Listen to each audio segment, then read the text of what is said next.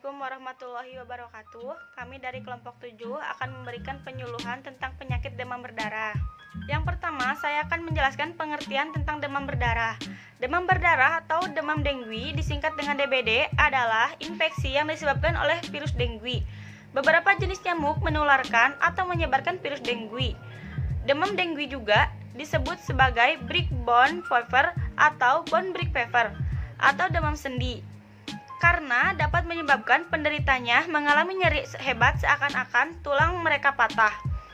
Sejumlah gejala dari demam dengue adalah demam sakit kepala, kulit kemerahan yang tampak seperti campak, serta nyeri otot dan persendian. Selanjutnya, klasifikasi demam berdarah.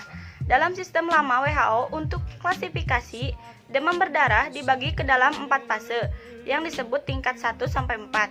Pada tingkat 1, pasien menderita demam, dia mudah melebam atau memiliki hasil tes tourniquet yang positif. Pada tingkat 2, pasien mengeluarkan darah melalui kulit dan bagian lain tubuhnya. Pada tingkat 3, pasien menunjukkan tanda-tanda renjatan sirkulasi. Pada tingkat 4, pasien mengalami renjatan yang sangat parah sehingga tekanan darah dan detak jantungnya tidak dapat dirasakan. Tingkat 3 dan 4 disebut sindrom renjatan dengue. Baik, di sini saya akan menjelaskan penularan dan risiko dari demam berdarah. Untuk penularan, dengue virus ini ditularkan sebagian besar oleh nyamuk Aedes, khususnya tipe nyamuk Aedes aegypti. Terkadang nyamuk juga ditularkan dari manusia.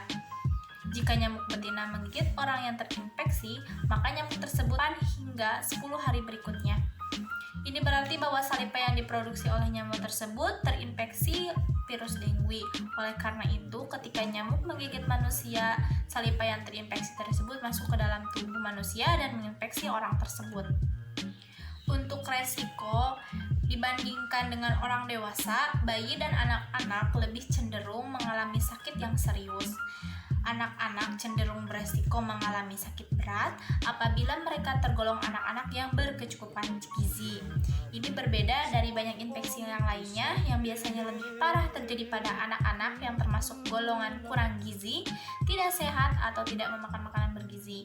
Perempuan lebih cenderung terserang sakit yang lebih parah daripada laki-laki, dan dengue bisa mengancam jiwa pada pasien dengan penyakit kronis seperti diabetes dan asma.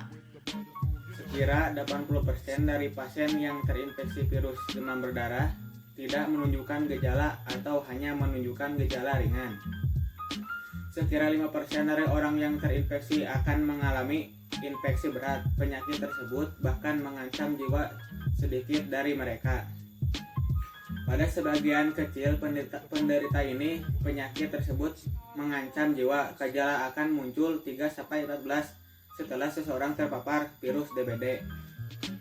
Seringkali gejala muncul 4 hingga 7 hari. Oleh karena itu, jika seseorang baru kembali ke wilayah yang memiliki banyak kasus DBD, kemudian ia menderita demam atau gejala lainnya setelah lebih dari 14 hari, dia kembali dari wilayah tersebut. Kemungkinan penyakitnya bukan DBD. Seringkali apabila anak-anak terkena DBD, gejala yang muncul sama dengan gejala pilek atau flu perut, misalnya muntah dan diare. Namun anak-anak mungkin mengalami masalah yang parah karena DBD.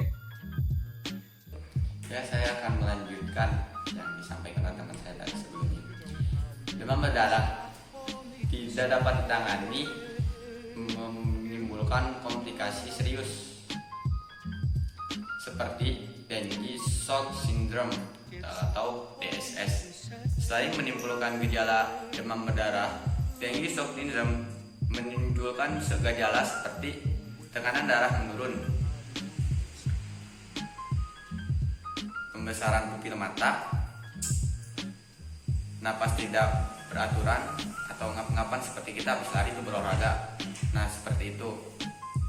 Terus mulut kering seperti kurang minum, kulit basah dan terasa dingin, dan seperti kita keringat dingin tuh, jadi seakan-akan kulit itu basah dan dingin.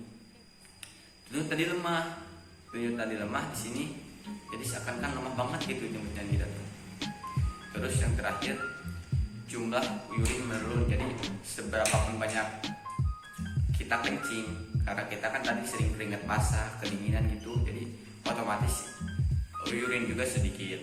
Nah, cara pencegahan dan pengobatan demam berdarah, kita ingat bapak-bapak, ibu-ibu, kita punya 3M.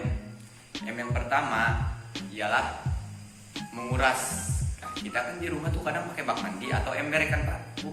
Nah, si ember tersebut kita kuras maksimal paling lama tuh 1 minggu sekali, 1 pekan. Nah, yang kedua, M yang kedua adalah menutup. Nah, kita kan bak atau ember tersebut setelah dikuras, dibersihkan, kita setelah pakai tutup supaya nyamuk dewasa tidak berkembang biak di sana atau bertelur di sana. M yang ketiga adalah mengubur.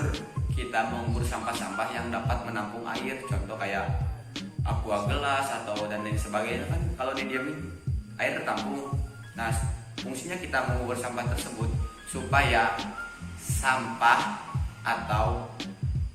tersebut tidak air tidak tergenang di sampah tersebut dan nyamuk tidak dapat berkembang biak. Mungkin itu salah satunya Bapak Ibu semuanya. Belum ada obat yang secara khusus dapat menyembuhkan demam berdarah. Akan tetapi, dokter biasanya menyarankan kepada pasien tersebut agar bisa minum banyak cairan supaya bisa mencegah terjadinya dehidrasi. Pemberian obat acetaminophen tersebut juga kerap dilakukan untuk menurunkan demam dan menghilangkan rasa nyeri. Akan tetapi, sangat tidak disarankan mengkonsumsi obat penghilang nyeri seperti ibuprofen, naproxen sodium, ataupun aspirin bagi pasien demam berdarah tersebut. Kenapa pasien demam berdarah tersebut tidak boleh mengkonsumsi obat tersebut? Karena dapat meningkatkan resiko pendarahan. Selain itu, penggunaan infus juga dapat menjadi salah satu langkah pengobatan yang diberikan untuk menjaga jumlah cairan dalam tubuh pasien tersebut agar tetap stabil. Karena belum ada obat yang efektif untuk menyembuhkan demam berdarah, maka dari itu melakukan pencegahan langkah yang terbaik yang patut diambil.